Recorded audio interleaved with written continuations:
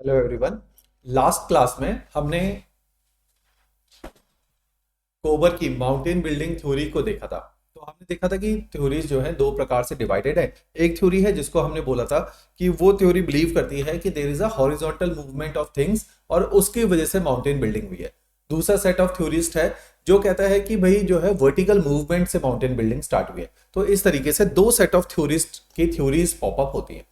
उन दो set of theories में से एक और थ्योरिस्ट है हेरोल्ड जेफरी एंड वेगनर। ये कोबर, ये कॉन्ट्रेक्शनलिस्ट थ्योरीज है। ये कहते हैं अर्थ की कॉन्ट्रैक्शन के कारण जो फोर्स है वो अर्थ की कॉन्ट्रैक्शन के कारण होता है और उस फोर्स की वजह से माउंटेन बिल्ड होते हैं। एक थ्योरिस्ट है आर्थर होम्स, जिसका मैंने नाम भी बताया था, जिनका जियोमॉर्फोलॉजी में बहुत कंट्रीब्यूशन है, अमेरिकन साइंटिस्ट थे। और इन्होंने थ्योरी दी कन्वेक्शनल करंट थ्योरी, जिसकी वजह से बोलते हैं कि शायद माउंटेन बिल्डिंग इस कन्वेक्शन करंट से ही बनते होंगे। तो बाद में प्लेट टेक्टोनिक थ्योरी आती है जो कहती है कि कॉन्टिनेंटल ड्रिफ्ट जो है वेगनर वाला कॉन्सेप्ट ट्रू है अगर इसको आर्थर होम्स के कॉन्सेप्ट के साथ रिलेट करते हुए पढ़ा जाए।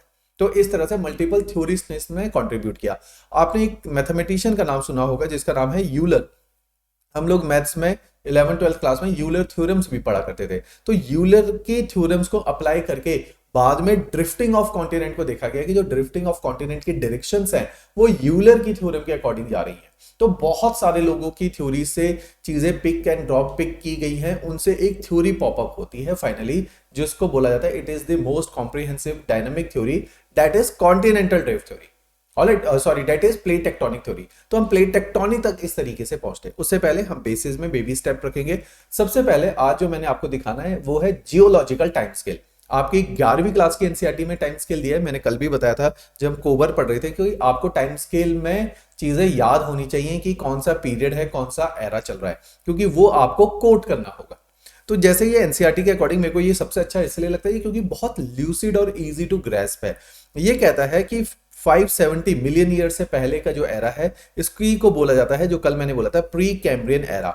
इसमें लाइफ अगर आप देखोगे एल्गाई फॉर्मेट में बहुत बेसिक लाइफ है, बेसिक लाइफ।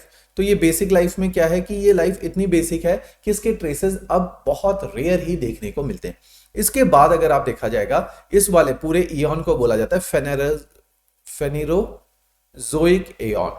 ये फेनेरोजोइक एयन के तीन अलग अलग एरा है। एक है पैलियोजोइक, जोइक मतलब होता है लाइफ, फेनेरोजोइक इसका नाम इसलिए रखा गया है। प्रोटोजोइक का मतलब होता है, प्रोटो का मतलब हमेशा होता है ओल्ड, तो means life proto sorry sample life बहुत बेसिक फॉर्मेट में, जोइक इज लाइफ, तो लाइफ बेसिक फॉर्मेट में है। अब लाइफ थोड़ी सी एडवांस्ड फॉर्मेट में है। ये जो एडवांस फॉर्मेट की लाइफ है इसको तीन फेजेस में डिवाइड किया है on the basis of word use किया गया एरा।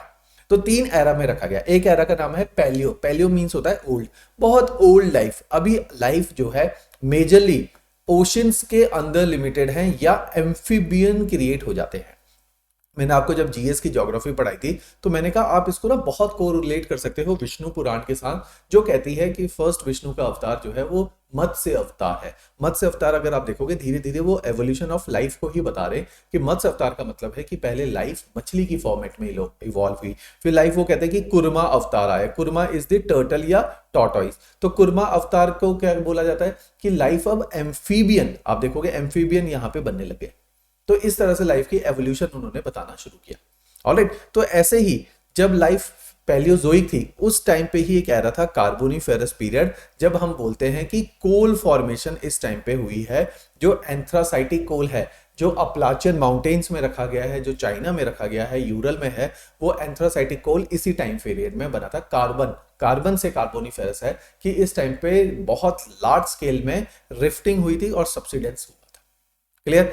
ऐसे ही एक एरा आता है जिसको बोला जाता है मेसाजोइक एरा, जिससे बोला जाता है एज ऑफ डायनासोर की ट्राइएसिक। इस टाइम पे पूरी दुनिया में रेप्टाइल्स ने डोमिनेट किया था, रेप्टाइल्स ने, क्योंकि dinosaur is a nature of reptile, तो रेप्टाइल ने डोमिनेट किया। तो तीन इसमें पीरियड निकल के आते हैं, Triassic, Jurassic and Cretaceous period. यही वो क्रिटेशियस पीरियड है जब हमारा डेक्कन प्लेट्यू बना। तो आप डेक्कन प्लेट्यू के साथ ये शब्द लिख लो ताकि कभी भी डेक्कन प्लेट्यू आए तो आप क्रिटेशियस लिखना ना भूलें। जब भी आपका ब्रेकिंग ऑफ पेंजिया आए तो age was Jurassic age. Alright, तो मेसाजोइक एरा में ये पेंजिया की जो है स्प्लिट स्टार्ट होता है गोंडवाना या अंगारा लैंड में। ऐसे ही टर्शरी फ्रेम में हिमालयाज बने। हिमालयाज में सबसे पहले ग्रेटर हिमालयाज बने। तो हिमालयाज इस पूरे टाइम फ्रेम में हिमालयाज बन रहे थे। तो ये टाइम फ्रेम कौन सा है? Tertiary period. ठीक, इसी के साथ क्वाटरनरी पीरियड है जिसको बोला जाता है होमोसेपियन, यहाँ पे इवॉल्व हुए। सीनाजोइक मैंने बताया था, सीनाजोइक वो एरा है जब आदमी ने सीना उठा के देखा। तो मींस बेसिकली हम बोल रहे हैं कि इस टाइम पे आदमी रेप्टाइल से या आप एप से वो सीधा इरेक्ट फॉर्मेट में उसकी स्पाइन इरेक्ट हो चुकी थी। ये वो एरा, तो को रिलेट करते हुए इसको समझिए। ठीक, ऐसे ही प्लेस्टोसीन आइस एज हम कई बार रेफरेंसेस लेते ही हैं। होमोसेपियन इसी प्लेस्टोसीन आइस एज की देन है। और इसी टाइम पे वर्ल्ड में लार्ज स्केल, क्योंकि होमोसेपियन वो था जो थोड़ा सा इंटेलिजेंट बीइंग है, उसके क्रोमोसोम्स चेंज हो गए, अब वो वर्ल्ड लेवल पे माइग्रेशन कर रहा है। तो ये वो एरा है जब वर्ल्ड लेवल पे लैंड ब्रिजेस बने और लार्ज स्केल माइग्रेशन भी इसी टाइम फ्रेम में होता है। क्लियर? तो इस सारे एरा को टाइम याद रखो। इसके अंदर अगर और इपोच लिखना है, इपोच पीरियड से छोटा टाइम फ्रेम है। अगर आप बहुत एक्यूरेसी से और बहुत अच्छी वोकेबलरी यूज करना चाहते हो हिमालयाज में, तो आप ये वाली वोकेबलरी लिखोगे, Himalayas had started forming in the era of Palaeocene epoch. तो एग्जामिनर को ज्यादा फर्क पड़ेगा। तो पैलियोसीन, इयोसीन, है ना, इसकी मैंने एक जो है एब्रीविएशन बनाई है। देखो इन सबके फर्स्ट अल्फाबेट उठा लो, POMP। पीओ मीन्स दारू वाला पीओ, ताकि आपको याद रहे ये चीज, POMP। तो इसमें मीन्स कि Palaeocene, Eocene, Oligocene, Miocene, Pliocene. तो इससे आपको ये इपोच याद हो जाएंगे। तो इन इपोच को भी याद कर सकते हो। थोड़ा अपनी अपनी जो आपको एब्रीविएशन याद करने के लिए इजी रहती है आपके ब्रेन को, वो इवॉल्व कर लो। थोड़ा सा फनी साइड पे इसलिए होनी चाहिए, फनी चीजें याद रह जाती है। तो POMP एक हम लोगों ने अपने टाइम फ्रेम में बनाई हुई थी। ठीक, तो ये भी देखो, ये वाला सारा, ये इन सबको तो नहीं भी याद करोगे, एटलीस्ट एरा का याद होना चाहिए कि पैलियोजोइक एरा है, फेनिरोजोइक एरा है, ये सब आपको पता होना चाहिए। क्लियर? तो ये जियोलॉजिकल टाइम्स के लिए इसलिए बताया क्योंकि ये शब्दावली हम आगे यूज करेंगे और आपको पता भी होनी चाहिए। क्लियर? चलिए जी, ये देखिए, इसको और थोड़ा सा क्लोजअप लेके दिखाया कि सीनाजोइक एरा के अंदर टर्शरी और क्वाटरनरी दो पीरियड हैं, उसके अंदर फिर मल्टीपल इपोच स्टार्ट हो जाते हैं। ठीक, और इसके अंदर जो है लाइफ के आप देखोगे, अब रेप्टाइल से लाइफ थोड़ी सी चेंज हो गई, मैमल फॉर्मेट में आ गई है। यहाँ पे मैमल का भी जो है, मैमल एक टाइप से याद हो गया। मैमल कौन होते हैं? वो जानवर, वो पशु, वो एनिमल्स जो अपने बच्चों को दूध पिलाते हैं, तो उनको मैमल्स बोलते हैं। क्लियर? चलिए, अब आते हैं कॉन्टिनेंटल ड्रिफ्ट थ्योरी में। कॉन्टिनेंटल ड्रिफ्ट मैंने पहले भी बताया था, कई लोगों ने इस आइडिया को जन्म दिया था। टेलर एक हैं, उन्होंने भी इस आइडिया को जन्म दिया था 1908 में, इन्होंने कॉन्टिनेंटल ड्रिफ्ट की भी बात करी थी। तो इन लोगों ने बड़ा बेसिक फॉर्मेट का आइडिया दिया। एक जर्मन पेलियो क्लाइमेटोलॉजिस्ट मेट्रियोलॉजिस्ट हैं, एल्फ्रेड वेगनर। ये बहुत यंग है लड़का। ये इस टाइम पे क्या करता है, ये पुराने क्लाइमेट की स्टडी कर रहा है। इसका मकसद ड्रिफ्टिंग को स्टडी करना नहीं था। Drifting was the outcome of his studies. He was studying the old climate of the earth. While he was studying, मैंने हमेशा बताया कि vegetation is the reflection of climate. तो जो भी उस टाइम पे क्लाइमेट को स्टडी करता था, वो रेफरेंस किसको लेता था? वेजिटेशन को। ऐसे ही वॉन थंडरबोल्ट, है ना, जिनका नाम हम ओशन करंट में भी लेते हैं, वॉन हमबोल्ट ने क्या किया था कि इन्होंने भी वेजिटेशन की ही स्टडी करके क्लाइमेट का पता लगाया था। तो इस तरह से हम देखते हैं कि ऐसे क्लाइमेट से वेजिटेशन डिराइव होती है। तो ये वेजिटेशन की स्टडी कर रहे हैं, ये पुराने क्लाइमेट के लिए फॉसिल्स की स्टडी कर रहे हैं, क्योंकि फॉसिल्स से क्या पता चलता है? अगर पुराने जानवर को देख लो तो जानवर से भी तो क्लाइमेट का पता चलता है ना। अगर आपको पोलर बियर के अवशेष मिल रहे हैं तो आप पता समझ सकते हैं कि भाई यहाँ ग्लेशियर्स रहे होंगे, इसलिए पोलर बियर है। आपको कहीं पे याक के अवशेष मिल रहे हैं तो आप वहां के क्लाइमेट का आइडेंटिफाई कर सकते हो कि वहां का क्लाइमेट कोल्ड रहा होगा। कहीं पे कैमल मिल रहा है, इंडस वैली सिविलाइजेशन याद करो, वहां पे कैमल की बोन मिलेगी ना, ऑब्वियसली वो डेजर्ट एरिया का एनिमल है। तो इस तरह से आप एनिमल के फॉसिल से, प्लांट के फॉसिल से, है ना, इन फॉसिल्स को भी अगर स्टडी करोगे तो आपको वहां के क्लाइमेट के बारे में पता चलेगा। तो ये फॉसिल्स की स्टडी कर रहा है क्लाइमेट को जानने के लिए। तो ये अलग अलग सेडिमेंट्स, अब सेडिमेंट्स में क्या है, मान लो जैसे एग्जांपल मैंने दिया कि मेरे को कहीं पे करेवास मिल रहे, है ना, मेरे को मिल रहा है कि ग्लेशियर्स के मोरेन्स है, वो अगर मेरे को मिल रहे हैं तो उससे मेरे को क्या पता चलेगा मोरेन से कि भाई ये तो ग्लेशियर रहा होगा यहाँ पे कभी। जहां मेरे को फ्लूवियल से बनी हुई वैलीज मिल रही हैं तो वहां मेरे को पता चलेगा यहाँ कभी रिवर रही होगी, आज वो रिवर नहीं है, तो इसका मतलब यहाँ से रिवर लुप्त हो गई है, एक्सटिंक्ट हो गई है। तो मैं आज के लैंडस्केप को देखे पुराने लैंडस्केप का आइडिया लगा रहा हूँ, पुराने क्लाइमेट का आइडिया लगा रहा हूँ। तो ये कुछ इस तरह की स्टडीज कर रहे थे। उसी स्टडीज के दौरान जब इन्होंने अपने सारे एविडेंसेस को गैदर किया और उनसे कुछ मैपिंग करके कंक्लूजन निकालने की कोशिश करी, तो उन कंक्लूजन में इन्होंने निकाला ये कॉन्टिनेंट ना ड्रिफ्ट हो रहे हैं। कैसे इनको लगा? देखो मैं एग्जांपल देता हूं। मान लो ये इंडिया की स्टडी कर रहे हैं और इंडिया आज एक ट्रॉपिकल क्लाइमेट है, तो ये देखते हैं यार इंडिया में जब मैंने रॉक्स की स्टडी करी पेनिनसुलर प्लेट्यू में जो कि गर्म इलाका है, यहाँ रॉक्स में ग्लेशियर्स के मूवमेंट के निशान बने हुए। तो ये सोचेगा यार ग्लेशियर्स कहाँ से आए? तो ये सोच सकता है, देखो दो आउटकम हो सकता है अगर ग्लेशियर्स के निशान है कि पहले ग्लेशियर्स होंगे आज नहीं है, तो मींस क्या हो गया? क्लाइमेट चेंज हो गया। एक तो ये तरीका है। दूसरी बात, ये जो जगह है जहां आज ग्लेशियर के निशान है, ऐसा भी तो हो सकता है ये उस जगह ये इंडिया उस जगह पे हो जहां ग्लेशियर चल सकते हैं। मींस अगर ये ग्लोब बनाएगा और ग्लोब में देखेगा कि अगर इंडिया कभी साउथ पोल पे, नॉर्थ पोल पे जहां ग्लेशियर्स की संभावना ज्यादा है वहां हो और वहां से मूव करके यहां भी आ सकता है, तो means outcome could be two. या तो क्लाइमेट बदल गया इंडिया का, इंडिया में पहले ठंड होती थी आज ठंड नहीं होती। दूसरा है कि इंडिया जो है अपनी जगह से ड्रिफ्ट हो गया, मूव कर गया। तो दो ही पॉसिबिलिटी थी। जैसे जैसे इसको और एविडेंसेस गैदर होते गए और इसकी स्टडीज आगे बढ़ी, तो धीरे धीरे ही came up to the conclusion यार ये क्लाइमेट चेंज तो नहीं हुआ, क्योंकि क्लाइमेट चेंज लोकल लेवल पे तो नहीं होगा कि चाइना में कभी बर्फ पड़ रही है तो कभी जो है वहां इतनी गर्मी है कि डेजर्ट हो गया। कह रहे ऐसा फ्रीक्वेंटली क्लाइमेट तो नहीं चेंज होगा एक जगह के ऊपर। हुआ क्या है, ये जगह यहाँ पे अब आई है, पहले यहाँ पे ये जगह ही नहीं थी, ये उन जगहों पे थी जहां शायद ग्लेशियर्स होंगे। तो ये इस कंक्लूजन को फिर ड्रॉ करता है।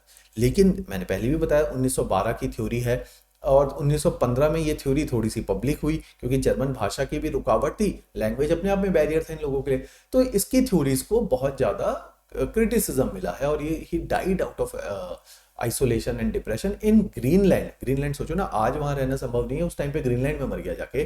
तो मींस बहुत क्रिटिसाइज हो रहा है इस थ्योरी का कि लोग कह रहे हैं यार ये कैसी बातें कर रहा है, क्योंकि इससे जब पूछा गया साइंटिफिक लॉबी ने कि आप किन बातों के बेसिस पे, तो ये एविडेंसेस कोट करता है एक से एक, अभी पढ़ेंगे हम डिटेल में।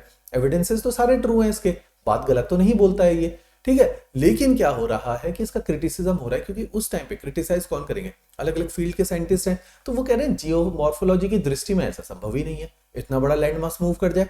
दूसरा ये कह रहा है, इससे पूछा भैया लैंड मास मूव क्यों कर रहा है ना? ये कहता है कि ये दो मेरे पास फोर्सेस हैं जो मैं कंक्लूड कर सकता हूं अपनी प्रेजेंट नॉलेज के हिसाब से। एक फोर्स है कि अर्थ को सन और मून अपनी तरफ खींच रहा है, तो उनके ग्रेविटेशनल पुल की वजह से ये उस दिशा में चले जाते हैं जिस दिशा में सन और मून जा रहे हैं। वो कह रहे हैं जी सन और मून कैसे जा रहे हैं? कहते हैं देखो sun rises in the east है ना and sets in the west, तो सन हमारे अर्थ के ऊपर से इस तरह से निकल जाता है, ऐसे ही मून है वो भी ईस्ट टू वेस्ट ट्रेवल करता है। तो जब मून ईस्ट टू वेस्ट जाता है तो अपने साथ ये कोशिश करता है, हमें पता है ना कि टाइड्स ऐसी आती हैं, तो कहता है जैसे ये पानी को अपनी तरफ खींचता है ऐसे ये कॉन्टिनेंट को अपने साथ खींचने की टेंडेंसी रखता है। और एक दिन अगर ये प्रोसेस मिलियंस ऑफ ईयर्स तक चला जाए तो एक दिन ये कॉन्टिनेंट को तोड़ देता है। तो वो कहते हैं यार ये तो बड़ी एब्सर्ड स्टेटमेंट है, ऐसे कैसे हो सकता है कि gravitational pull of sun and moon is responsible for rupture of the या रिपिंग ऑफ द कॉन्टिनेंट्स? तो ये तो संभव ही नहीं है। तो ये डिनाई कर देते हैं इसकी इस थ्योरी को। उसके बाद इससे पूछते हैं कि और आपको क्यों लगता है कि कॉन्टिनेंट मूव करते हैं और क्या फोर्स रहे होंगे? ये कहते हैं देखो अगर अर्थ का अरेंजमेंट देखोगे तो maximum land mass is clustered over the equatorial area. Since maximum of the land mass has been clustered over the equatorial areas, आप देखोगे इक्वेटर पे बल्ज है। वो बल्ज क्यों है? क्योंकि इक्वेटर पे because of the rotation land mass, ये भी यूलर को कोट करता है, कहता है बिकॉज ऑफ द रोटेशन कुछ ऐसी लास्ट में इस तरह का फोर्स का रिजल्टेंट फोर्स क्रिएट होता है ड्रिफ्टिंग के कारण कि सारे लैंड मास की एक टेंडेंसी होती है वो इक्वेटर पे चले जाए। तो कहता है उसकी वजह से भी कॉन्टिनेंट टूट जाते हैं, जो दूर होगा वो टूट के इक्वेटर पे आ जाएगा। कहता है प्रूफ के तौर पे देख लो कि इक्वेटर पे लैंड मास ज्यादा है। तो ये दो फोर्सेस का नाम लेता है। कहता है एक तो जी gravitational pull of sun and moon जिसकी वजह से ट्राइड्स आती हैं, उसी से कॉन्टिनेंट टूट जाते हैं। इसलिए कॉन्टिनेंट की एक टेंडेंसी है कि कॉन्टिनेंट वेस्ट की दिशा में भागते हैं। अब एक चीज आप याद रखो, एक गोल ऑब्जेक्ट, एक सर्कुलर राउंड ऑब्जेक्ट, एक स्फेरिकल ऑब्जेक्ट का ईस्ट और वेस्ट तो कुछ है ही नहीं, है ना। वो वेस्ट में जा रहा है किसके मुताबिक? क्योंकि सन तो गोल घूम रहा है ना हमारे, तो हमारा तो कोई इन एब्सोल्यूट सेंस हमारा वेस्ट है ही नहीं, क्योंकि सन तो हमारे चारों ओर दिख रहा है। तो इस तरह से हम बोल सकते हैं कि इसकी थ्योरी इसलिए फ्लॉप हो जाती है कि इसको रिकॉग्निशन नहीं मिल रही है। दूसरा ये बोल रहा है कि इक्वेटर की तरफ को सारे लैंड मास भाग रहे हैं, क्योंकि इसने जिस पैंजिया की कल्पना करी थी, उस पैंजिया की जब से लोकेशन पूछी गई, उस पैंजिया की लोकेशन है साउथ पोल में वो बना हुआ था, सदर्न हेमिस्फीयर में पैंजिया बना है, वहां से टूट के, अब देखो ना ये गोल ग्लोब है, विजुअलाइज करने की कोशिश करना। नीचे से पेंजिया टूटा, एक इस दिशा में गया, एक इस दिशा में गया, तो कहता है सेंटर की तरफ भाग रहे हैं, इक्वेटर की तरफ भाग रहे हैं, क्योंकि रोटेशन के कारण रिजल्टेंट फोर्स इन्हें इक्वेटर की तरफ फेंक रहा है। तो ये इसकी कुछ एक थ्योरीज के लिए इसने कोशिश करी अपनी थ्योरीज को एक रैशनल आर्ग्यूमेंट देने की कि किस कारण से कॉन्टिनेंट टूट रहे।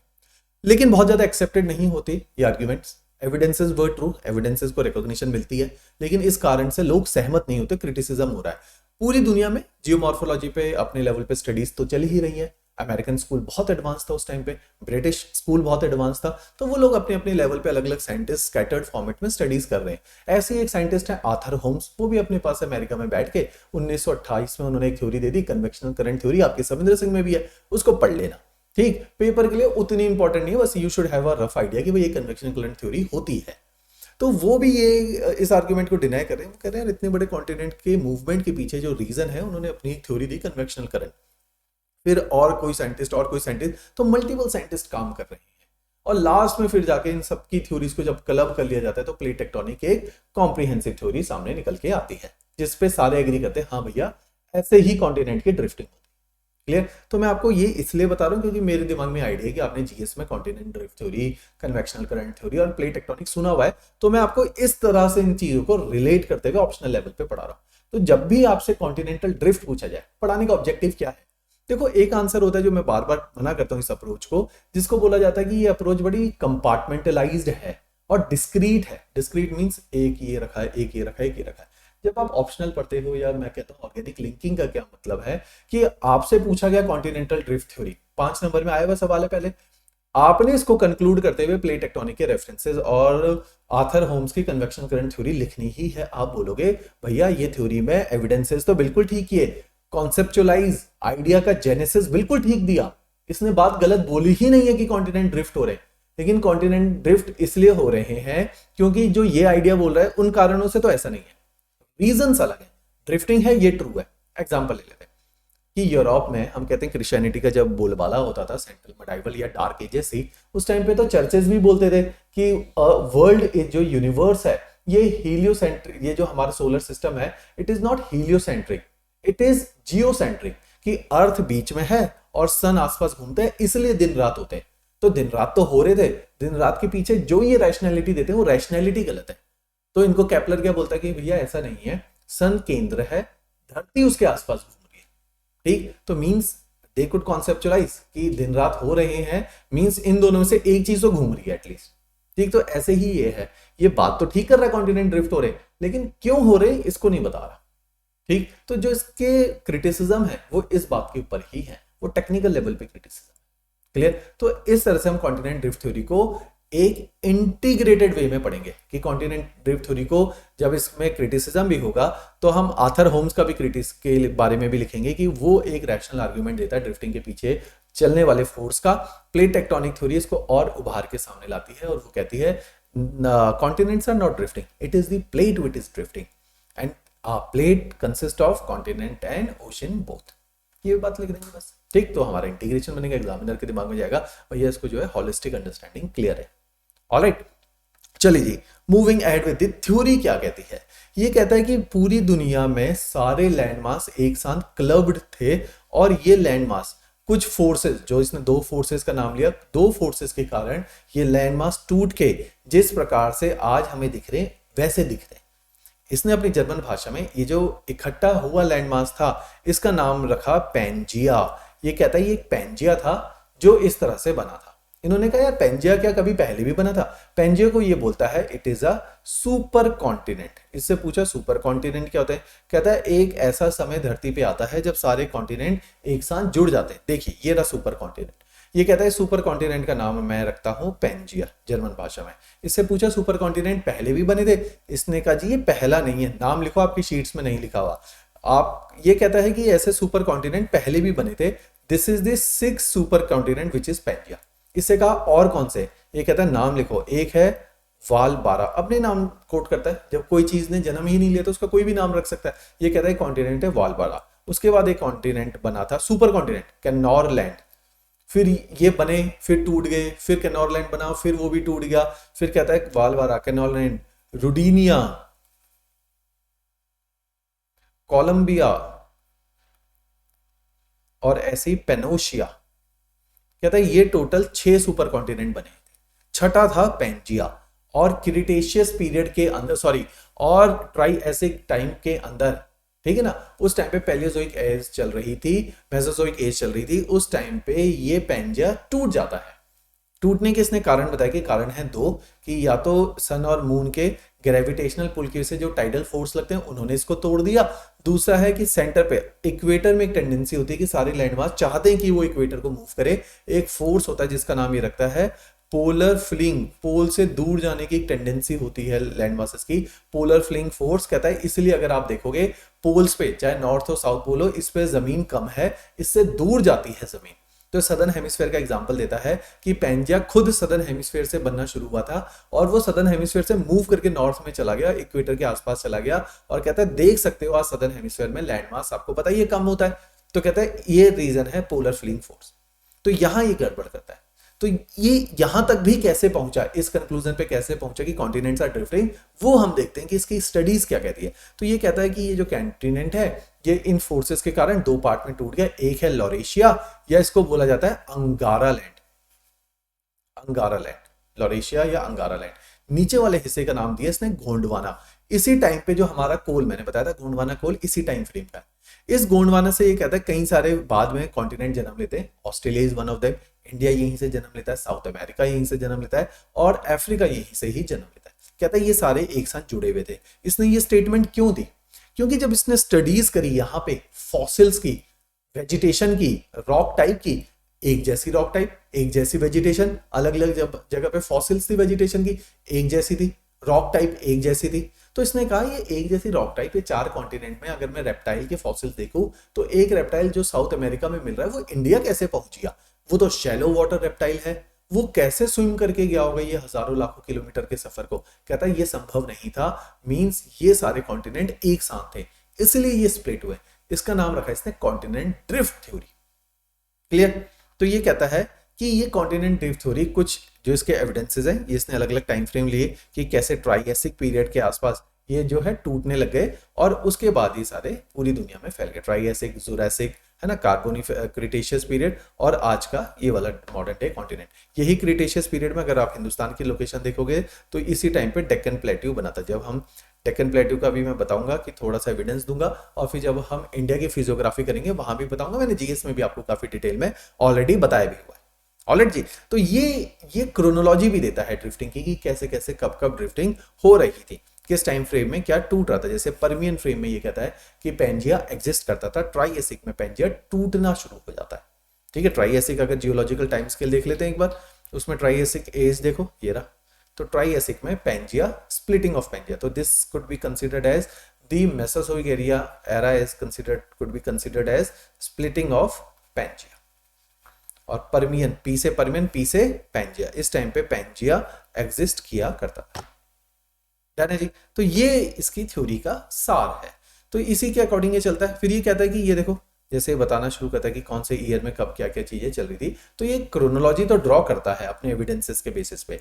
फिर ये कहता है कि इससे पूछा कि आप किस बिना पे बोल रहे हो कि कॉन्टिनेंट ड्रिफ्ट हो रहे हैं। ये कार्टोग्राफी की हेल्प लेता है। ये कहता है, और ये पहले टेलर ये लोग कर चुके हैं, हमबोल्ड भी ये काम कर चुका है, कि ये कह रहे हैं कि अगर आप लैंड मासेस देखोगे, साउथ अमेरिका देखोगे और अगर अफ्रीका देखोगे तो ये दोनों तो एक दूसरे के साथ फिट इन हो रहे हैं। अगर आप नॉर्थ अमेरिका देखोगे और साथ में यूरोप देखोगे, ये भी एक दूसरे के साथ फिट इन हो रहे हैं। तो कहता है कि दुनिया को देखे, इंडिया को देखोगे वो यहाँ फिट इन होता हुआ दिखता है। तो मीन से सारे लैंड मास एक दूसरे के साथ फिट इन होते हुए दिखते हैं। जैसे छोटे बच्चे गेम खेलते हैं, जिग्सॉ फिट बोलते हैं, तो उसकी तरह ये लगता है।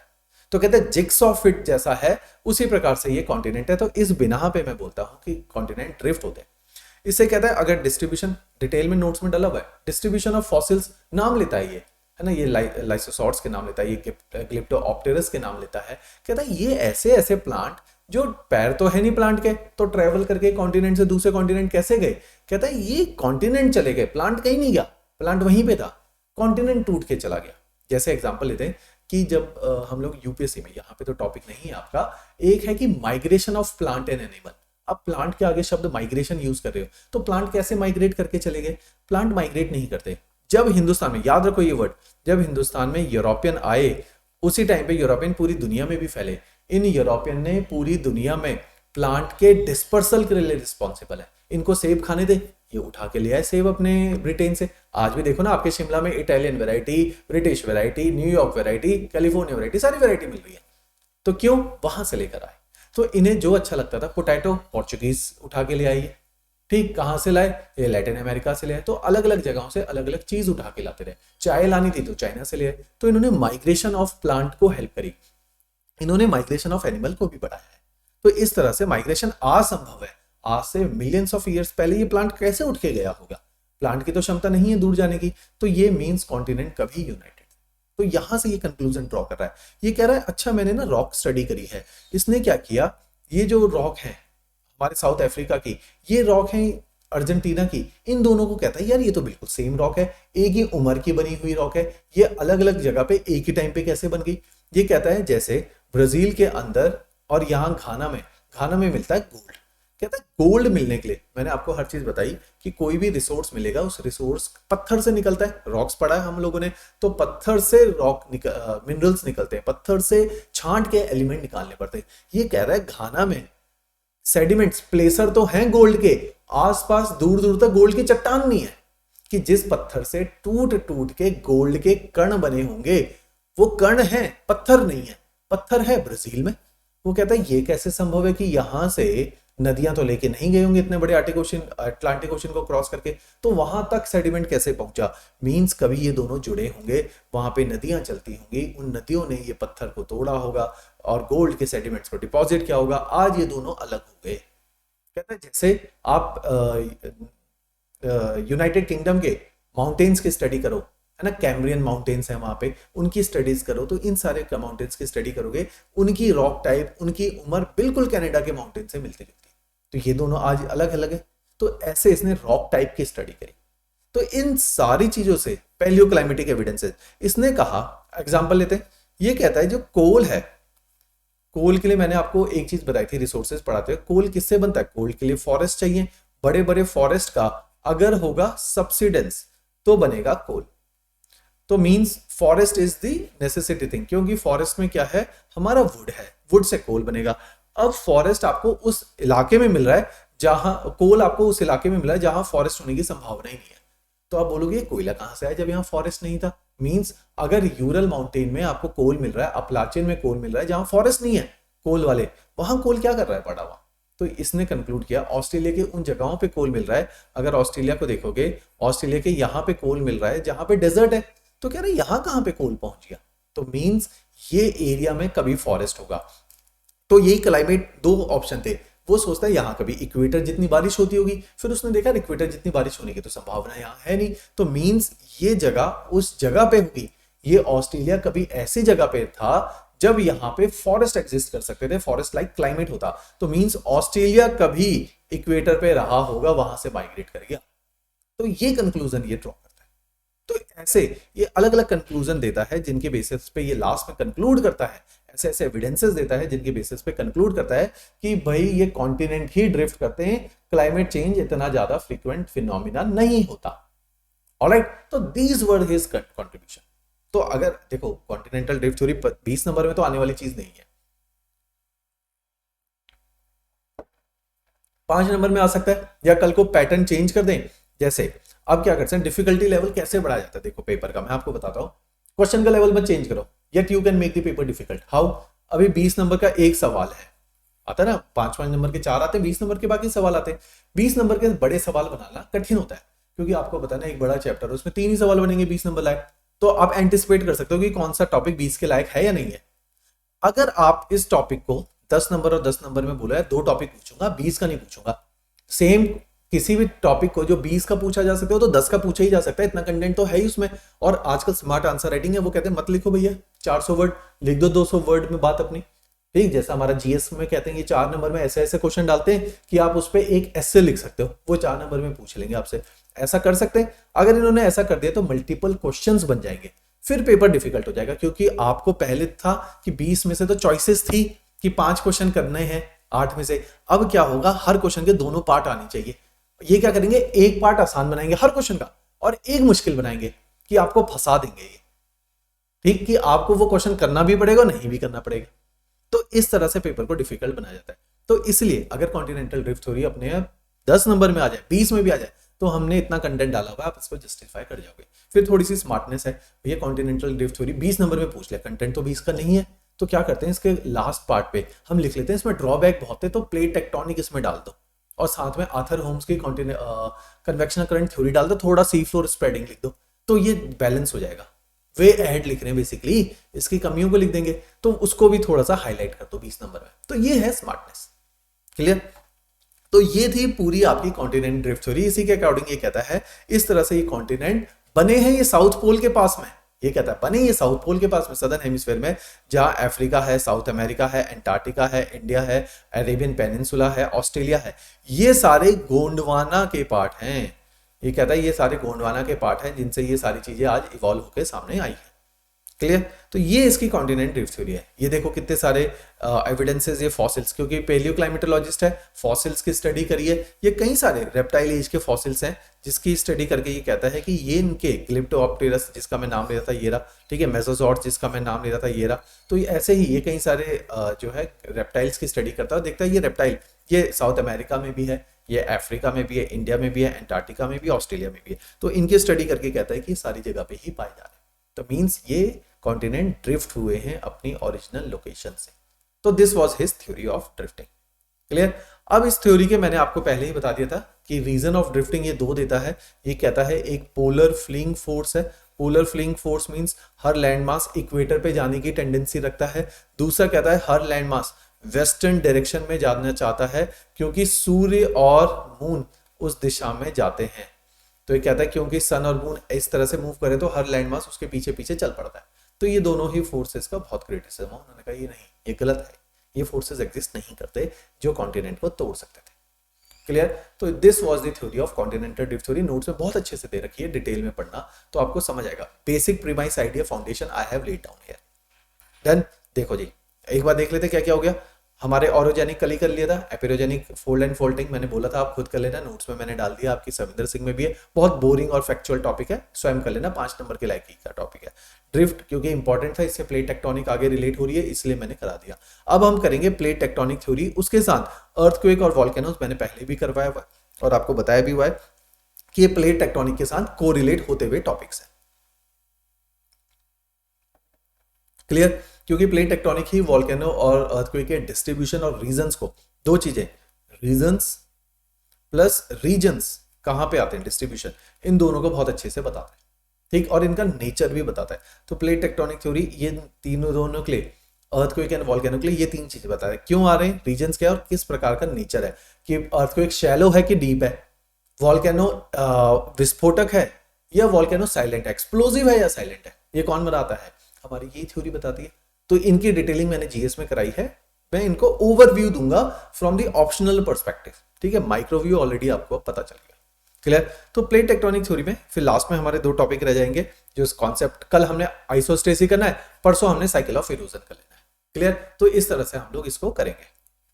चलिए जी, प्लेट टेक्टोनिक थ्योरी हमारी आपको पता ही है, ऑरोजेनिक माउंटेन बिल्डिंग थ्योरीज का सेट चल रहा है, ये ब्लॉक माउंटेन्स को भी बताएगी, ये हमारे फोल्ड माउंटेन्स को भी बताएगी, ये वॉल्केनिक माउंटेन की भी को भी एक्सप्लेन कर देगी। तो सारे ही फिनोमिनास को अर्थ के ऊपर ये एक्सप्लेन करने में सक्षम थ्योरी है।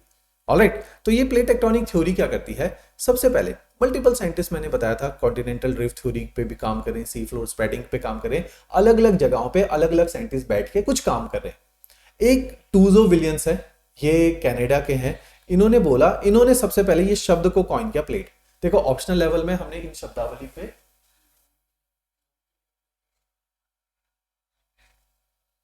एक सेकंड में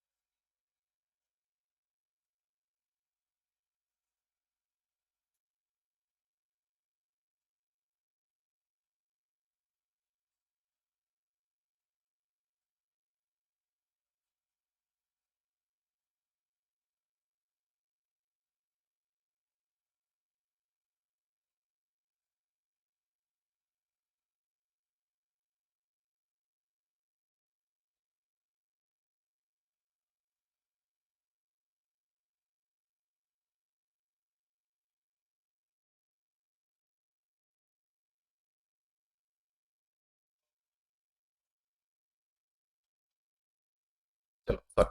तो टूजो विलियम्स क्या करते हैं, इन्होंने सबसे पहले प्लेट शब्द को जन्म दिया। ये कहते हैं कि ये जो दुनिया है ये पूरी प्लेट, लिथोस्फेरिक प्लेट स्लैब जो मैंने आपको जीएस में पढ़ा था, तो पूरे वर्ल्ड क्रस्ट लिथोस्फेरिक प्लेट की फॉर्मेट में टूटा हुआ है। और ये प्लेट के बारे में इसने बताया। फिर मॉर्गन है, ठीक है, पाकर है, ये मैकेंजी है, ये अलग अलग लेवल पे आइसोलेटेड डिस्पर्स स्टडीज करें। डिस्पर्स मींस अपने अपने लेवल पे कुछ काम कर रहे हैं। जब इन सारी थ्योरीज को क्लब किया, ये सारे लोग बात कर रहे हैं, अलग अलग थ्योरम्स को देख रहे हैं, वर्ल्ड लेवल पे कॉन्फ्रेंसेस चल रही हैं, वो एक ऐसा एरा है जो पोस्ट वर्ल्ड वॉर एरा है, जिसमें ये थ्योरी इवॉल्व होती है। पोस्ट वर्ल्ड वॉर, जिन्होंने यूपीएससी की ज्योग्राफी पढ़ी, एक शब्द मैं यहाँ पे लिख रहा हूँ, क्वांटिटेटिव रेवोल्यूशन, इस शब्द को लिख लो, रेवोल्यूशन, इस शब्द को लिख लो। ज्योग्राफी में शब्द इंपॉर्टेंट है, चाहे इन्होंने पेपर में नहीं लिखा हुआ ये शब्द, ठीक है, यूपीएससी में पढ़ाया जाता है। जो आपका एग्जामिनर पढ़ेगा आपके आंसर्स को ज्योग्राफी ऑप्शन में, उसने ये शब्द सुना होगा, वो खुश हो जाएगा शब्द को देखे। आप बोलोगे प्लेट टेक्टोनिक थ्योरी ने जन्म लिया क्वांटिटेटिव रेवोल्यूशन के एरा में।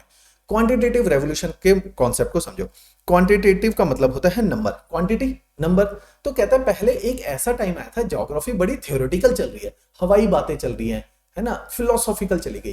भैया ग्राउंड पे रियलिटी क्या है, प्रूव करके दिखाओ।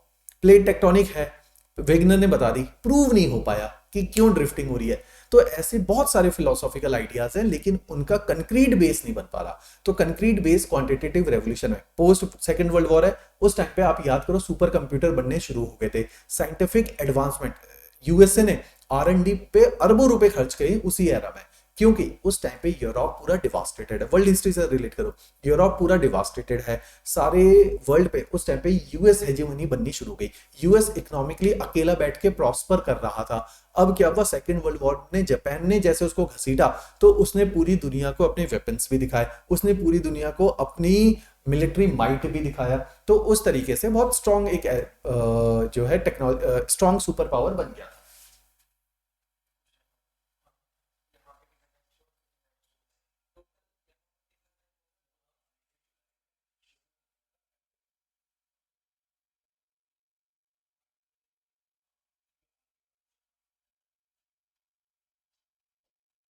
ठीक है, तो इस तरह से यूएसए का पूरा जो है उस टाइम पे हेजेमनी चल रही है। यूएसए आर&डी में बहुत हेविली इन्वेस्ट कर रहा है। तो उसी टाइम पे क्वांटिटेटिव रेवोल्यूशन, ना कि यूएस में, यूरोप वगैरह हर जगह चल रहा है जहां आर&डी में पैसा खर्च हो रहा है। उसी टाइम पे ये थ्योरी जन्म लेना शुरू करती है, क्योंकि आर&डी में हर जगह पैसा खर्च हो रहा है, तो हर जगह साइंटिस्ट इवॉल्व कर रहे हैं। साइंटिस्ट इवॉल्व कर रहे हैं तो साइंटिस्टों की थ्योरीज आ रही है। तो अलग अलग साइंटिस्टों ने बोला, फिर जाके जो कंक्लूडिंग थ्योरी में आपको बताता हूँ, इन्होंने कहा एक शब्द होता है जी प्लेट। इनसे पूछा गया जी प्लेट क्या होता है, ये कहते हैं कि the crust has been divided into many plates, plates could be in many number. आज हमारे सारे साइंटिस्ट मिला के कहते हैं 110 115 से भी ज्यादा प्लेट है। हमारी एनसीईआरटी लिखती है जी 7 मेजर हैं, जो आप पढ़ सकते हो, जीएस के नोट्स में डाला है, ऑप्शनल में नहीं डाला मैंने। 14 माइनर प्लेट्स हैं। क्यों है जी, ये कहता है कि इतने प्लेट्स, एनसीईआरटी क्योंकि डेटा पुराने हैं, बहुत अपडेटेड नहीं है, फिर नई नई प्लेट्स के बारे में अभी जब तक वो साइंटिफिकली पूरी लॉबी उसको प्रूव नहीं करते और हाँ नहीं बोलती, तब तक हम नहीं मानते। ठीक है, हर किसी की इंडिपेंडेंट रिसर्च के अकॉर्डिंग 110-15 प्लेट्स मिल चुकी हैं। तो कहते हैं कि ये जो प्लेट है ये एथिनोस्फेयर, अब इंटीरियर ऑफ द अर्थ अब तक पता चल गया था, कहते हैं एथिनोस्फेयर इज सेमी प्लास्टिक। तो जैसे हमारे वाटर के जैसे वुडन ब्लॉक वाटर के पैनल में फ्लोट करते रहते हैं, ऐसे ही मान लो ये लिथोस्फेरिक प्लेट मूव कर रही है एक जगह से दूसरी जगह। अब मूव करने के लिए मैं तो पानी को हिलाऊंगा तो मूव करेंगी, तो एथनोस्फेयर को कौन हिलाता है कि ये प्लेट मूव कर रही है? तो कहते हैं कोई नहीं हिलाता। कहते हैं आर्थर होम्स की थ्योरी पकड़ो, आर्थर होम्स की बहुत अच्छी स्टडीज है। आर्थर होम्स ने बोला कि इन धरती के नीचे हैं रेडियो एक्टिव एलिमेंट। ये रेडियो एक्टिव एलिमेंट करते हैं गर्मी, क्योंकि ये गर्मी करते हैं रेडियो एक्टिव एलिमेंट, और ये अलग अलग साइंटिस्टों ने प्रूव कर दिया था कि रेडियो एक्टिव एलिमेंट गर्मी तो पैदा कर रहे हैं। इनकी वजह से कन्वेक्शन करंट्स, कन्वेक्शन करंट हमने जीएस में, सॉरी कन्वेक्शन करंट हमने क्लाइंटोलॉजी में भी डिटेल में पढ़े हुए।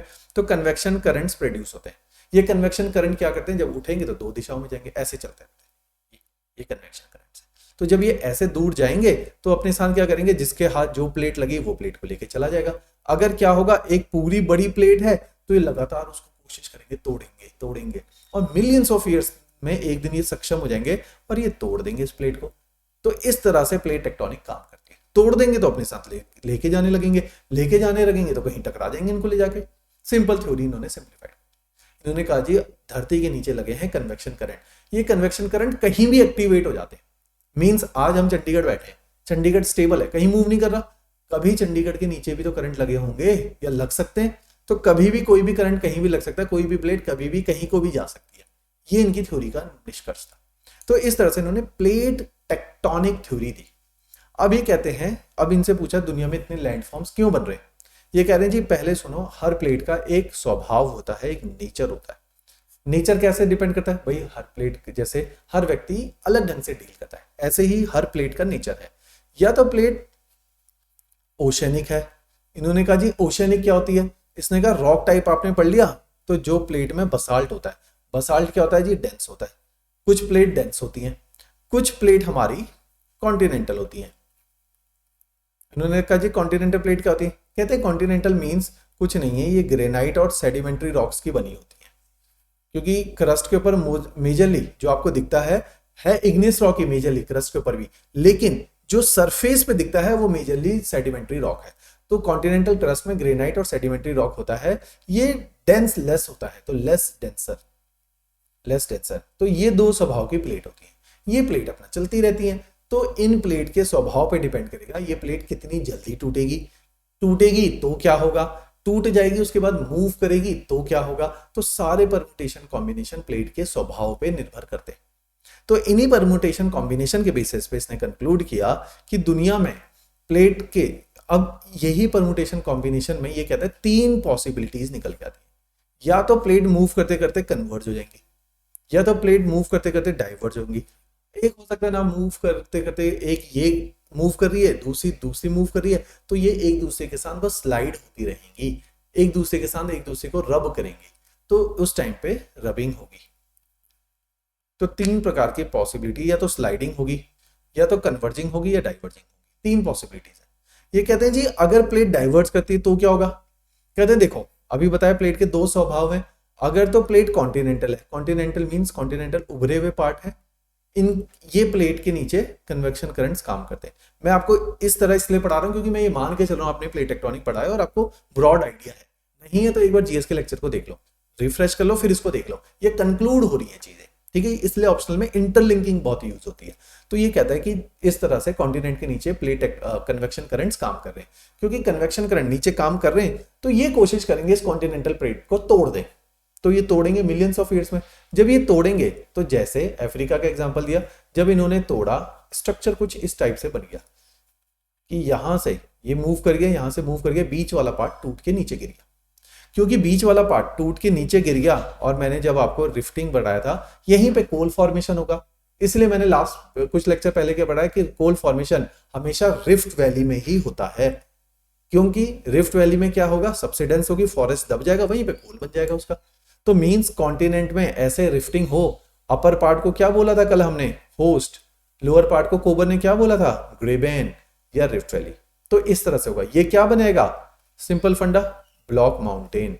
तो ये माउंटेन को समझा रही है प्लेट टेक्टोनिक, तो कह रहा है ब्लॉक माउंटेन बनेंगे अगर कॉन्टिनेंट के बीच में रिफ्टिंग हो। दुनिया में आपके नोट्स को मैंने एडवांस लेवल पे रखा हुआ ऑप्शनल के, दुनिया में रिफ्टिंग कहां हो रही है। एक तो आपको ईस्ट अफ्रीकन रिफ्ट वैली पढ़ा है, दूसरी रिफ्टिंग हो रही है लेक बैकल के पास में रशिया के अंदर, वहां पर भी रिफ्टिंग चल रही है, वहां पर भी ये रिफ्टिंग हो रही है। क्लियर। तो इस तरह की रिफ्टिंग इन्होंने बताई। दूसरी प्रकार की रिफ्टिंग ये कहते हैं, हो सकता है कि भैया कोई ओशन रखा हो, ये रहा, और इसके ऊपर पानी है, यहां भी रिफ्टिंग हो गई।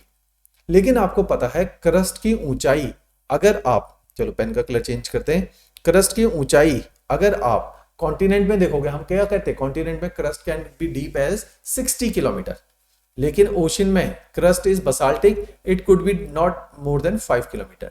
ये क्रस्ट कम डीप है, यहां पर भी रिफ्टिंग हो गई। यहां पे रिफ्टिंग हुई तो इसके नीचे रखी हुई रॉक एकदम से मेल्ट करेगी। यहां पर भी हो सकता है, ऐसी बात नहीं है, एकदम से मेल्ट करेगी। जैसे ही लिफ्टिंग हुई, आपने वेदरिंग पढ़ा हुआ, आपको पता है कि मैंने बताया था कि इस टाइम पे जैसे ही रिफ्टिंग हुई, नीचे वाली रॉक, क्योंकि उसके ऊपर से लगा हुआ प्रेशर हट गया, दबी हुई रॉक थी, इतना हाई प्रेशर था, हाई टेम्परेचर है, मेल्ट नहीं हो पा रही। जैसी रिफ्टिंग हुई, इसके ऊपर से जैसे ही प्रेशर हटा, ये खुशी के मारे बाहर निकल गई फूलती हुई।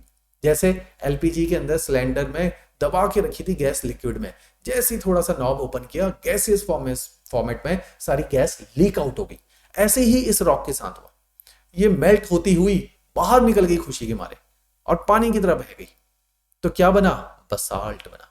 मैं यहां नेचर ऑफ वॉल्केनो भी बताऊंगा, नेचर ऑफ अर्थक्वेक भी बताऊंगा, क्योंकि ये ऑप्शनल है। यहां पे हम हर प्रकार की बाउंड्री को नेचर ऑफ अर्थक्वेक और वॉल्केनो से भी रिलेट करेंगे। क्लियर? तो यहां पे निकला बसाल्ट, गाढ़े रंग का। क्यों? क्योंकि ये देखो ना, ये कहां से आ रहा है? ये मेंटल लेयर से आ रहा है डायरेक्ट क्रस्ट के नीचे। मेंटल में क्या होता है, मैंने पढ़ाया था, रॉक कैसी होती है? डार्क कलर की रॉक, ये अल्ट्रामैफिक रॉक, इस तरह की रॉक से बना हुआ बसाल्ट है। पानी की तरह क्यों आया? हाई टेम्परेचर है, हाई टेम्परेचर। हमने वॉल्केनो का टाइप जीएस में पढ़ लिया, हाई टेम्परेचर से बना हुआ वॉल्केनो बसाल्ट। और ये विस्फोटक नहीं होगा। Nature of volcano will B, it will be very silent, क्योंकि लावा क्या है? पानी की तरह, less viscous. Lava will be less viscous. ये याद रखो, लावा टाइप, इससे आपको नेचर ऑफ वॉल्केनो समझ आएगा। नेचर ऑफ वॉल्केनो क्यों? क्योंकि नीचे से लावा आया है, मैग्मा आया है, साइलेंटली आएगा, पानी की तरह, लेस विस्कस है, डार्क कलर का है। क्यों? क्योंकि सिलिका कम है, लेस सिलिका। डार्क कलर का पानी की तरह लावा है, तो माउथ को क्लॉग नहीं करेगा, रोकेगा नहीं, पानी की तरह बह के फैल जाएगा, फैल जाएगा शीट्स की फॉर्मेट में, एक्सटेंसिव शीट्स की फॉर्मेट में फैलता रहेगा। और देखो नीचे गर्मी इतनी ज्यादा है, क्योंकि नीचे से क्या लगे हुए? Thermal convection current. करंट कब उगेंगे? जब बहुत गर्मी होगी। यूपीएससी एक साल पूछता है कि मेंटल प्लूम क्या होते हैं, ऐसे बोलता है, मेंटल प्लूम क्या होते हैं? ये होते हैं मेंटल प्लूम।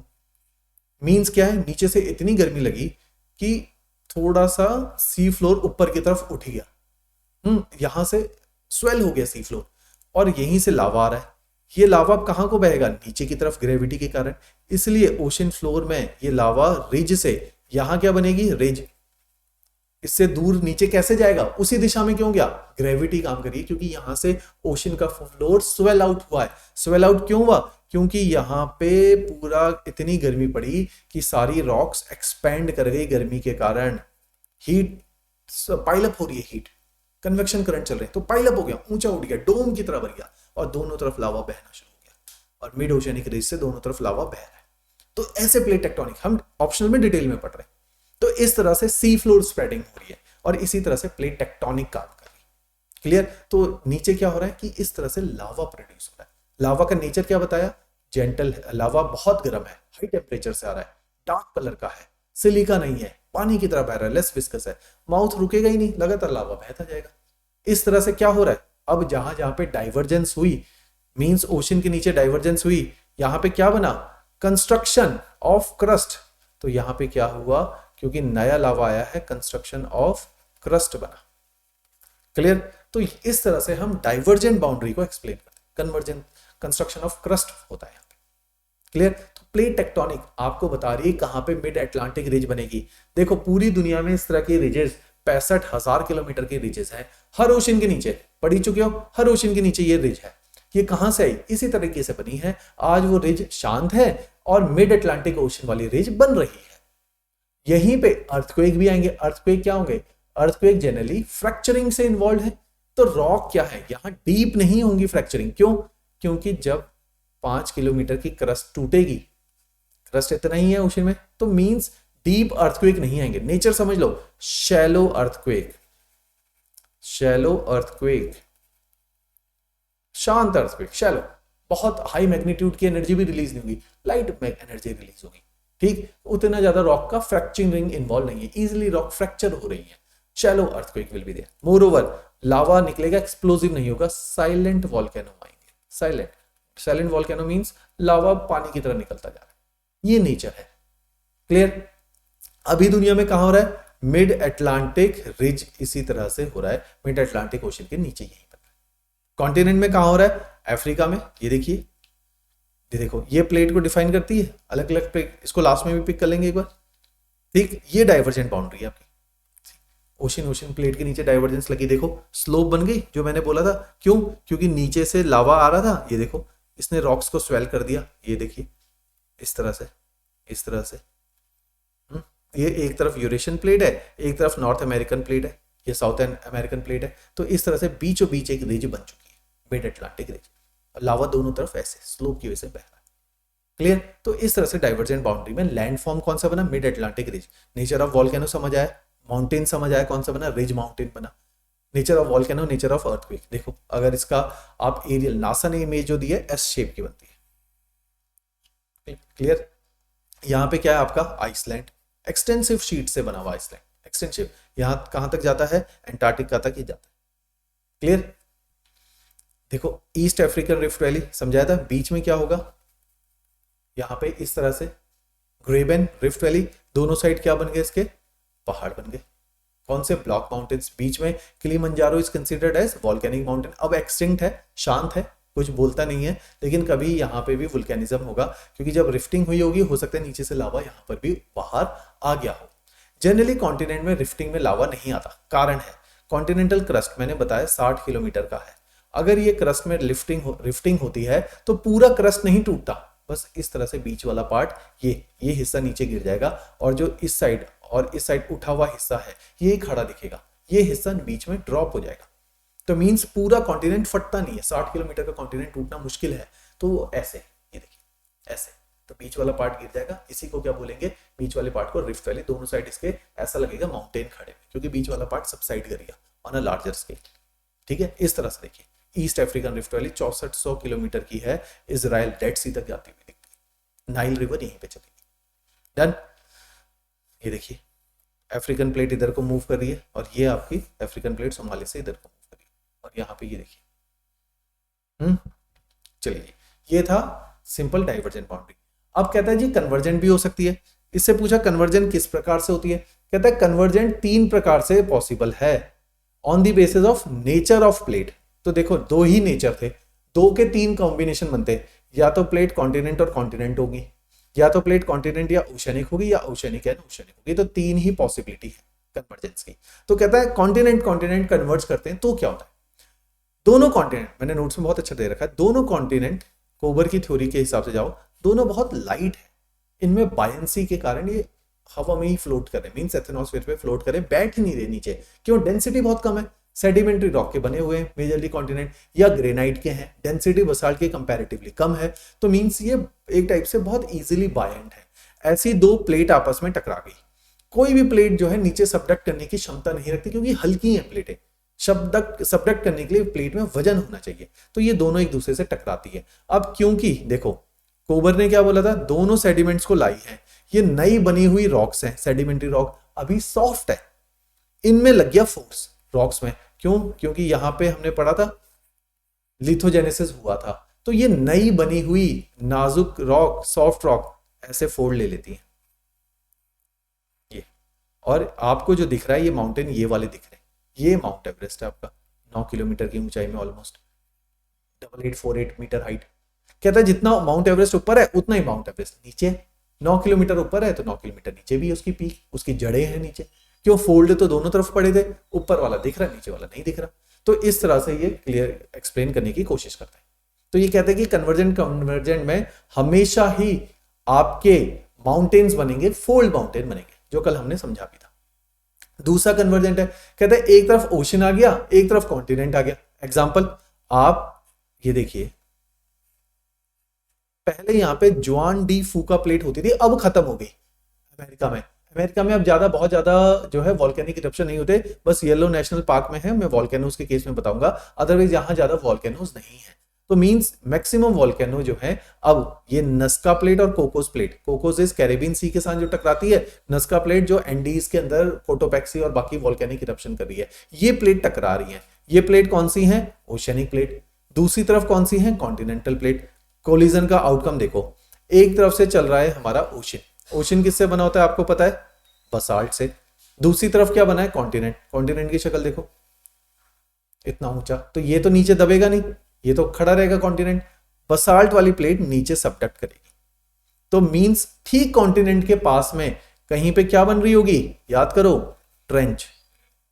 तो ऐसे ही नॉर्थ और साउथ अमेरिका जहां जहां सबडक्शन हुई है उसके पास में ट्रेंचेस हैं, सारी ट्रेंचेस अगर एक्टिव हैं, अगर प्लेट यहाँ पे एक्टिव है तो मींस ये अभी भी रगड़ मार रही होगी, रगड़ इतनी नीचे जाके लग रही होगी, देखो यहां तक रगड़ लगेगी।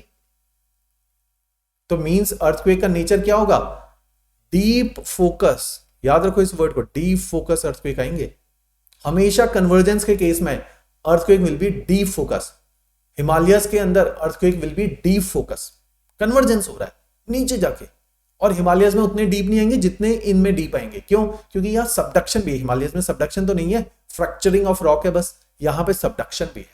तो डी फोकस अर्थक्वेक आएंगे। ऐसे अर्थक्वेक, डी फोकस अर्थक्वेक। अब देखो, एक तरफ ये था क्या इन दोनों के बीच में, सारे माउंटेन के साइड में क्या होता है, जियोसिंक्लाइन। जियोसिंक्लाइन में क्या होता है, नदियां गिरती हैं। ऐसे ही नॉर्थ अमेरिका की नदियां ऐसे गिरती हैं सारी, तो ये क्या कर रही है, सेडिमेंटेशन मींस लिथोजेनेसिस। यहां पे कल को फोर्स लगा दोनों तरफ से, तो ये वाले सेडिमेंट्स बक्कल और स्क्वीज हो जाएंगे, तो मींस एक तरफ बन गए फोल्ड माउंटेन, और इन फोल्ड माउंटेन के बीच में निकल गया वॉल्केनो। क्या बना, कॉर्डिलेरा। तो माउंटेन बिल्डिंग को भी रिलेट करना है, माउंटेन वाइज क्या बना, कॉर्डिलेरा। तो हमने प्लेट टेक्टोनिक को हर जगह रिलेट करना है। माउंटेन के केस में nature of mountain will be Cordillera, means volcano भी है और फोल्ड्स भी हैं, अलग अलग टाइम फ्रेम में बन रहे, बहुत स्लो प्रोसेस है। दूसरे, nature of earthquake will B deep earthquake, deep focus earthquake. Third, volcano. अब ये लावा यहां जाके मेल्ट आउट हो गया, ये प्लेट मेल्ट हो गई, इससे बना लावा। ये लावा 30, 40, 50 किलोमीटर से रास्ता बनाता हुआ निकलेगा। ये जब ये वाले लावा के अंदर होगा क्या, सिलिका। क्यों, कॉन्टिनेंट में क्या होता है, ज्यादातर ग्रेनाइट में क्या होता है, सिलिका, क्वार्ट्ज फेल्ट्स पर सिलिका। ये सिलिका ही इन वॉल्केनो को जन्म देगा। तो वॉल्केनो में से क्या निकलेगा, ज्यादातर सिलिका निकलेगा। सिलिका क्या होता है, सिलिका हमेशा, वॉल्केनो का एग्जांपल याद रखना, सिलिका क्या होता है, उतने डीप टेम्परेचर से ये वॉल्केनोज नहीं आ रहे, उतना लावा ज्यादा डीप नहीं आ रहा, हाई टेम्परेचर नहीं है। तो वॉल्केनो का हाई टेम्परेचर नहीं तो जल्दी ठंडा हो जाएगा, ऊपर से है उसमें सिलिका, जल्दी ठंडा होगा, मींस थोड़ा सा गर्मी पड़ी, वॉल्केनो निकला, लावा निकला और इसने यहीं पे जम गया। अगली जब मैग्मा आया तो इसको इस पुराने लावा जो कि कूल डाउन रॉक्स है, इनको तोड़ के निकलना पड़ रहा है। तो nature of volcano will be explosive here. इस चीज को याद रखना, एक्सप्लोसिव वॉल्केनो आएंगे। जब जब लावा क्रस्ट को तोड़ के निकलेगा, nature of volcano will be explosive volcano. तो यहां पे एक्सप्लोसिव वॉल्केनो देखने को मिलेंगे। तो whenever there will be convergent boundary, और कन्वर्जेंट के केस में एक भी ओशनिक है तो सबडक्शन है, ओशनिक है तो सबडक्शन है, सबडक्शन है तो nature of earthquake will B deep, subduction होनी पड़ेगी deep. More over lava will be, volcano will be very explosive in its character. तो ये इसकी नेचर है। तो ऐसे कन्वर्जेंट को समझिए, क्लियर है। तो ऐसे हमने चीजों को समझता है कि प्लेट टेक्टोनिक के रेलिवेंस अर्थक्वेक से। अब देखो यहां पे अर्थक्वेक आया, अगर एक्टिव प्लेट है तो मींस सुनामी भी तो आएगा। सुनामी क्या होता है, deep focus earthquake beneath the ocean. तो यहां पे क्या आ सकती है, सुनामी। हिमालयस में तो नहीं आई है ना, यहां पे सुनामी आई है। तो इस तरह से आप अलग अलग चीजों को रिलेट कीजिए कि प्लेट टेक्टोनिक की सिग्निफिकेंस भी तो समझ ली हमने। ऑलराइट जी, तो 3 टाइप के कोलिजन पड़े। कॉन्टिनेंट कोलिजन में क्या आ रहा है, याद करो जी, फोल्ड माउंटेन्स। कौन से, दोनों तरफ, एक तरफ नहीं दोनों तरफ। एग्जाम्पल याद रखो, एक तरफ हिमालयस है, दूसरी तरफ कुल्लू शान है, बीच में मीडियन मास तिब्बतन प्लेट्यू, और यहां पे क्या बने, अर्थक्वेक। वॉल्केनो आएगा, नहीं आएगा, क्यों, सबडक्शन इज नॉट देयर। क्यों, both the plate are continental, light weight buoyancy रहेगी। एक कॉन्टिनेंट है, एक ओशनिक है, ठीक। इस केस में क्या होगा, डीप फोकस अर्थक्वेक। ऑलराइट, साथ में क्या आएंगे, वॉल्केनोस बिल्कुल आएंगे। नेचर क्या होगी, एक्सप्लोसिव। जितने भी एक्सप्लोसिव वॉल्केनो वर्ल्ड में हैं, ये सारे कन्वर्जेंस में। आप कैरिबियन आइलैंड के वॉल्केनो देख लो, एक्सप्लोसिव। इंडोनेशिया के देखो लो एक्सप्लोसिव, जापान के देख लो एक्सप्लोसिव, अभी सुंडा में जो आया एक्सप्लोसिव। तो जितने भी वॉल्केनो आएंगे वो सब एक्सप्लोसिव के होंगे। तो ऐसे एक्सप्लोसिव वॉल्केनो हमेशा क्या करते हैं, डिजास्टर्स, है ना, डिवास्टेशन, कैटास्ट्रॉफी लेकर आएंगे। तो इस तरह के वॉल्केनिक नेचर है। और लैंडफॉर्म क्या बनेंगे, ट्रेंचेस बनेगी, बिल्कुल बनेगी। क्यों, जहां ओशनिक प्लेट वहां subduction, duction means trenches, trenches means T से ट्रेंच, टी से सुनामी। और क्या बनेगा, cordilleras. Example, western cordilleras of North America and South America.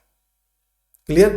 Third पढ़ो, ओशनिक कोलिजन। ओशनिक में क्या होगा, ओशनिक कोलिजन सिंपल है, दोनों तरफ oceanic plate, subduction is necessary, subduction will be there. Since both are hard rocks, तो कोई भी फोल्डिंग नहीं होगी।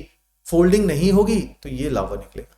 ऐसे क्या बनेगा, अगर ओशन, दोनों ओशन है, ओशन के बीच में लावा निकला और लावा एक पीक की फॉर्मेट में बना, बनेगा क्या, volcanic peak. Series of volcanic peak will be known as islandic arc. Islandic arc कैसे बनेगी जी, ये रहा पूरा एशिया और यूरोप, ये टकरा रहा है किससे, पैसिफिक ओशन से, तो पूरी जगह आइलैंडिक आर्क बनी। कहां पे बनी, ये रहा जापान वॉल्केनो से बना हुआ है, ये रहा इंडोनेशिया, ये रहा फिलीपींस, ये रहा न्यूजीलैंड तक। तो कौन सा कोलिजन है, oceanic continental collision, sorry oceanic oceanic collision. क्यों, यूरोप और एशिया का ओशन वाला पार्ट टकरा रहा है, ना कि कॉन्टिनेंट, तो ओशन है उस साइड। तो जापान देखो ओशन के बीच में, इंडोनेशिया देखो ओशन के बीच में बने हुए, तो आइलैंडिक आर्क। और क्या बोलते हैं ज्योग्राफिकली, आर्कीपेलेगोस, आर्कीपेलेगोस। तो 3 टाइप की कन्वर्जेंस है, पढ़ी हुई आप लोगों ने पहले। अब हम इसको ऑप्शनल लेवल पे देख रहे हैं होगा क्या। अर्थक्वेक कैसे आएंगे, डीप। वॉल्केनो कैसे आएंगे, एक्सप्लोजिव, यहां पे एक्सप्लोजिव वॉल्केनो है, clear. Deep earthquake, explosive volcano, tsunami आएंगे, बिल्कुल आएंगे। खुद हिंदुस्तान में 2004 में सुनामी यहीं पे पैदा हुई थी, इंडोनेशिया के पास में। तो इस तरह से पढ़ेंगे, क्लियर। तो ये देखिए इमेजेस देख लेते हैं, कॉन्टिनेंट कॉन्टिनेंट कोलिजन को समझिए कि किस फॉर्मेट में कॉन्टिनेंट कॉन्टिनेंट कोलिजन हो रहा है। Fold mountain will be created, ये देखिए एशिया के फोल्ड माउंटेन, ये देखिए कॉन्टिनेंट कॉन्टिनेंट कोलिजन, सारे fold mountain of central Asia.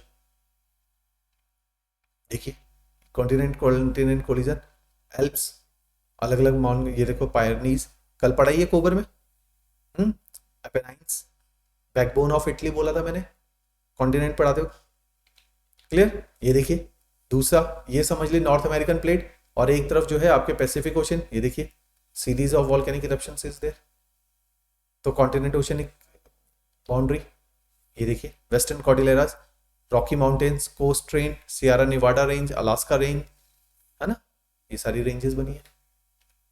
ये देखिए एंडीज यहाँ पे अभी भी एक्टिव है, क्यों, नस्का प्लेट अभी भी टकरा रही है, तो कोटोपैक्सी वगैरह एक्टिव है ये सारे, ठीक है। यहाँ पे आपकी कोकोस प्लेट टकरा रही किससे, कैरेबियन प्लेट के साथ, तो सबडक्शन इज देयर। तो सेंट्रल अमेरिका के जो माउंटेन्स है और यहाँ पे कैरेबियन आइलैंड्स है, ये सब इसी वजह से बने हुए इस वाली पॉकेट के अंदर। ऑलराइट जी, देखो नेचर ऑफ वॉल्केनो, देखो ये देखो प्लायन टाइप ऑफ प्लायन इरप्शन, प्लायनी के टाइम में हुआ था। विस्फोटक होंगे कौन से, वुल्केनिज्म, जितने भी वॉल्केनिक इरप्शन जहां पे कन्वर्जेंस है वहां पे विस्फोटक हैं, अदरवाइज नहीं होते। ऑलराइट, तो ये हमने इस तरह से प्लेट टेक्टोनिक देखना है। Oceanic oceanic collision, you could see दोनों साइड ओशन है, जहां पे सबडक्शन हुई उसके दूसरी विपरीत प्लेट में क्या होगा, यहां सबडक्शन हुई, दूसरी प्लेट में oozing out of lava, oozing out of magma, volcano आएंगे, सुनामी आएंगे, क्यों, क्योंकि यहाँ पे अर्थक्वेक होंगे इस पूरे जोन के अंदर। ऑलराइट, तो ऐसे हमने समझना है चीजों को। तो यहाँ पे रिंग ऑफ फायर का कॉन्सेप्ट आपने जीएस में पढ़ा ही हुआ है कि चारों ओर वुल्केनिज्म इज देयर। ये देखो ओशनिक ओशनिक कोलिजन, इस तरफ क्या है, oceanic continent collision, ring of fire will be created.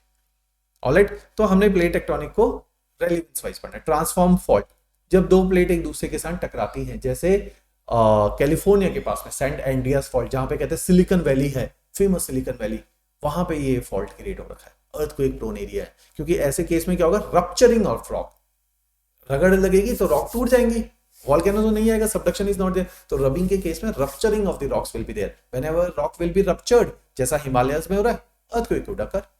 तो rupturing is associated with the earthquake. Significance क्या है प्लेट टेक्टोनिक की, ये माउंटेन बिल्डिंग को समझाती है बहुत बढ़िया से, ये भी बताती है कहां पे कैसे कैसे माउंटेन बने, ये वॉल्केनो को समझाती है बहुत बढ़िया से, बताती है पूरी दुनिया में डिस्ट्रीब्यूशन ऑफ वॉल्केनो क्या है, नोट्स में दिया हुआ है आपके डिटेल्ड में।